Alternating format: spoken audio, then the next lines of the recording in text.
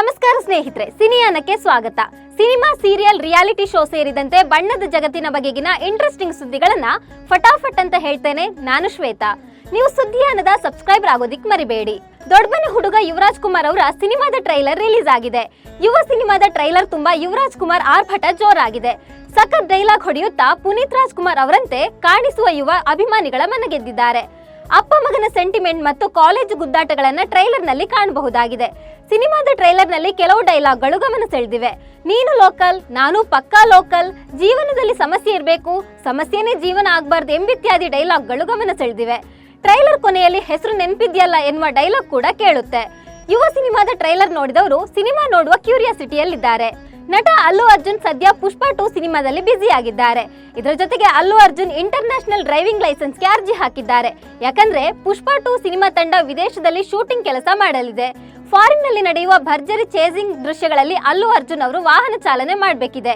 ಆ ಸಂದರ್ಭದಲ್ಲಿ ಕಾನೂನಿನ ಅಡೆತಡೆ ಉಂಟಾಗೋದು ಬೇಡ ಎಂಬ ಉದ್ದೇಶದಿಂದ ಅಲ್ಲು ಅರ್ಜುನ್ ಮುಂಚಿತವಾಗಿ ಅಂತಾರಾಷ್ಟ್ರೀಯ ಡ್ರೈವಿಂಗ್ ಲೈಸೆನ್ಸ್ ಪಡೆದುಕೊಳ್ಳಲು ಮುಂದಾಗಿದ್ದಾರೆ. ಪುಷ್ಪ 2 ಚಿತ್ರತಂಡ ಮುಂದಿನ ದಿನಗಳಲ್ಲಿ ಚೀನಾದಲ್ಲಿ ಚಿತ್ರೀಕರಣ ಮುಂದುವರಿಸಲಿದೆ ಅಂತ ಹೇಳಲಾಗ್ತಿದೆ.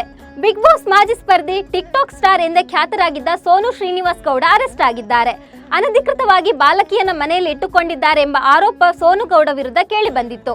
ಈ ಪ್ರಕರಣಕ್ಕೆ ಸಂಬಂಧಿಸಿದಂತೆ ಸೋನು ಗೌಡರನ್ನ ಬ್ಯಾಡರಹಳ್ಳಿ ಪೊಲೀಸರು ಅರೆಸ್ಟ್ ಮಾಡಿದ್ದಾರೆ. ಇದೀಗ ಸೋನು ಗೌಡ ಪೊಲೀಸ್ ಠಾಣೆಯಲ್ಲಿ ಗೋಳಾಡ್ತಿದ್ದಾರೆ. ಮಗುವನ್ನ ಕರ್ಕೊಂಡು ಬಂದಿರುವ ವಿಷಯದಲ್ಲಿ ನನ್ನಿಂದ ಯಾವುದೇ ತಪ್ಪು ಆಗಿಲ್ಲವೆಂದು ಹೇಳ್ಕೊಂಡಿದ್ದಾರೆ. ದಳಪತಿ ವಿಜಯ್ ಅವರು ಸದ್ಯ ಸಿನಿಮಾ ಕೆಲಸಗಳಲ್ಲಿ ಬ್ಯುಸಿಯಾಗಿದ್ದಾರೆ.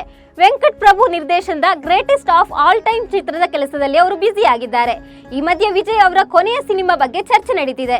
ಗ್ರೇಟೆಸ್ಟ್ ಆಫ್ ಆಲ್ ಟೈಮ್ ಅವರ ನಟನೆಯ 68ನೇ ಚಿತ್ರ. ದಳಪತಿ 69 ವಿಜಯ್ ನಟನೆಯ ಕೊನೆಯ ಸಿನಿಮಾ ಆಗಲಿದೆ. ಈ ಚಿತ್ರಕ್ಕಾಗಿ ಅವರು ಬರೋಬ್ಬರಿ 250 ಕೋಟಿ ರೂಪಾಯಿ ಪಡೆಯಲಿದ್ದಾರೆ ಎಂದು ಹೇಳಲಾಗ್ತಿದೆ. ಅಮೃತಧಾರೆ ಸೀರಿಯಲ್ ರೋಚಕ ತಿರುವು ಪಡ್ಕೊಂಡಿದೆ. ಗೌತಮ್ ಭೂಮಿಕಾಗೆ ತನ್ನ ಪ್ರೀತಿ ವಿಚಾರ ಹೇಳಿಕೊಳ್ಳಲು ಹೋಗ್ತಿರುವಾಗಲೇ ಕಾರು ಆಕ್ಸಿಡೆಂಟ್ ಆಗಿದೆ. ಗೌತಮ್ ಕಾರು ಮಾನ್ಯಾಗೆ ಡಿಕ್ಕಿ ಹೊಡೆದಿದ್ದು ಆಕೆ ಆಸ್ಪತ್ರೆಯಲ್ಲಿ ಚಿಕಿತ್ಸೆ ಪಡೆದುಕೊಂಡು ಗೌತಮ್ ಮನೆಗೆ ಬಂದಿದ್ದಾಳೆ. ಮಾನ್ಯ ದಿವಾನ್ ಕುಟುಂಬಕ್ಕೆ ಎಂಟ್ರಿ ಆಗ್ತಿದ್ದಂತೆ ಗೌತಮ್ ಹಾಗೂ ಶಕುಂತಳಲಿಗೆ ಟೆನ್ಷನ್ ಹೆಚ್ಚಾಗಿದೆ. ಮಾನ್ಯ ಸುಮ್ಮನಿರೋದಿಲ್ಲ, ಏನಾದ್ರೂ ಸಮಸ್ಯೆ ತಂದೆ ತರ್ತಾಳೆ, ಗೌತಮ್ಗೆ ತೊಂದರೆ ಕೊಡ್ತಾಳೆ, ಮಾನ್ಯಳ ಬಾಯಿ ಮುಚ್ಚಿಸ್ಬೇಕು ಅಂತ ಶಕುಂತಳ ಯೋಚಿಸ್ತಿದ್ದಾಳೆ. ಆದ್ರೆ ಮಾನ್ಯ ತಲೆಯಲ್ಲಿ ಏನು ಓಡ್ತಿದೆ, ಗೌತಮ್ ಹಾಗೂ ಮಾನ್ಯಳ ರಹಸ್ಯವೇನು ಎಂಬುದನ್ನ ನೋಡ್ಬೇಕಾಗಿದೆ. ಆದ್ರೆ ಮಾನ್ಯ ತಲೆಯಲ್ಲಿ ಏನು ಓಡ್ತಿದೆ, ಗೌತಮ್ ಹಾಗೂ ಮಾನ್ಯಳ ರಹಸ್ಯವೇನು ಎಂಬುದನ್ನ ಮುಂದೆ ನೋಡ್ಬೇಕಿದೆ. ಬಹುಭಾಷಾ ನಟ ಪ್ರಭುದೇವ ಅವರು ಚಿನ್ನದ ನಾಡಿನಲ್ಲಿ ಆಸ್ತಿ ಖರೀದಿ ಮಾಡಿದ್ದಾರೆ. ಈ ವಿಚಾರವಾಗಿ ನಟ ಪ್ರಭುದೇವ ಕೋಲಾರಕ್ಕೆ ಬಂದಿದ್ದಾರೆ. ಮಾಸ್ಕ್ ಹಾಗೂ ಕ್ಯಾಪ್ ಧರಿಸಿ ಬಂದು ಫ್ಯಾನ್ಸ್ಗೆ ಅಚ್ಚರಿ ಮೂಡಿಸಿದ್ದಾರೆ.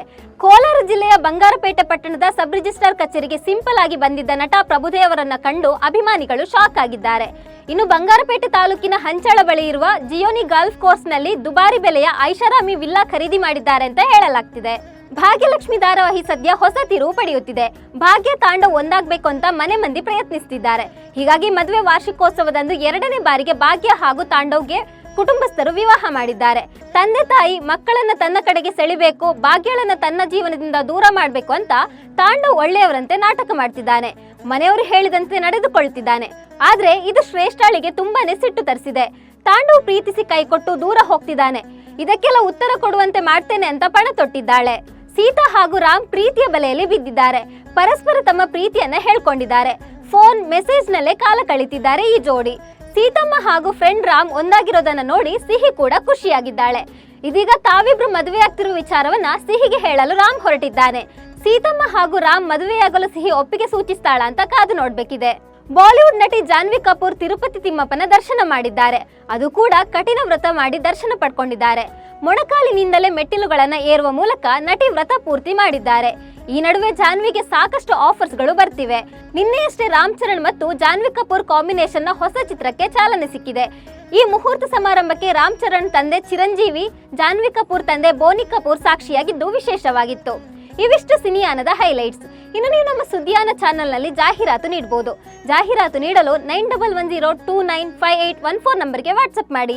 ನಿಮ್ಮ ಪ್ರೀತಿ ಪಾತ್ರರಿಗೆ ಸುದ್ದಿಯಾನ ಜೊತೆಗೆ ಶುಭ ಕೋರಿ. ನಮಸ್ಕಾರ.